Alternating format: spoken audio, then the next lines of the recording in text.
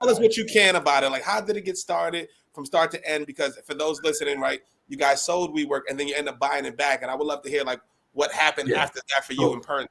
So basically what goes down is Adam and Seth both went to Baruch College, and they were both, as Adam Shout out to Baruch.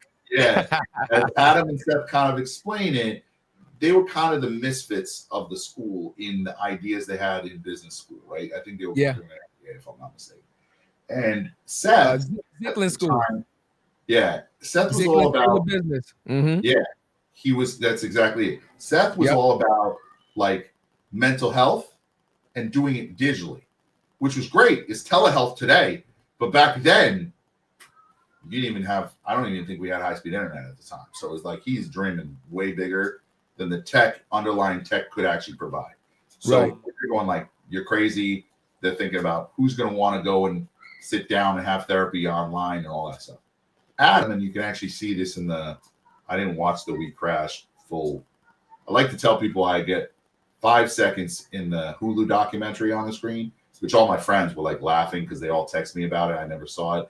And they were like, yeah. They sent me pictures of me on stage with Adam and stuff. And I'm like, all right, like that's just, I was in that, but I definitely was not in the Apple documentary, nor should I ever be. I was more of like an observer. Let's call me a fly on the wall in some rooms that were pretty amazing.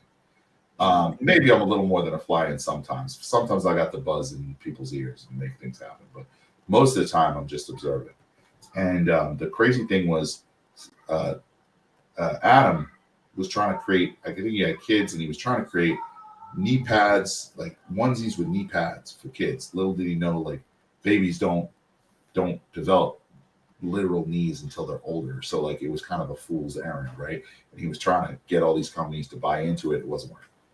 So Seth and him have this like essentially this bond over this idea that they're like the ones who will never amount to anything type stuff, right? Okay. So then they don't talk, whatever. I guess Adam builds this, WeWork, which is like whatever, and Seth goes off and builds Conductor.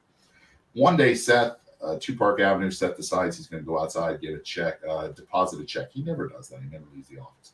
But somehow he's walking through the lobby and he sees the 6'4" tall Adam Newman with long hair, Israeli, who's like, "Hey, Seth, how are you? I haven't seen you in forever.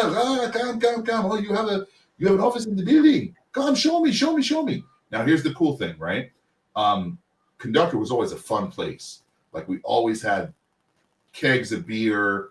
We had like cold brew. We were like always we had razor scooters. I was known to be the exec that was riding around on a razor scooter. People were like, what the fuck is the matter with this guy? But we played mini golf through the office. Like, we were like a startup. We were startup, right? I've heard stories. That was going to be at Bright Edge. I've heard stories. No, we were a startup.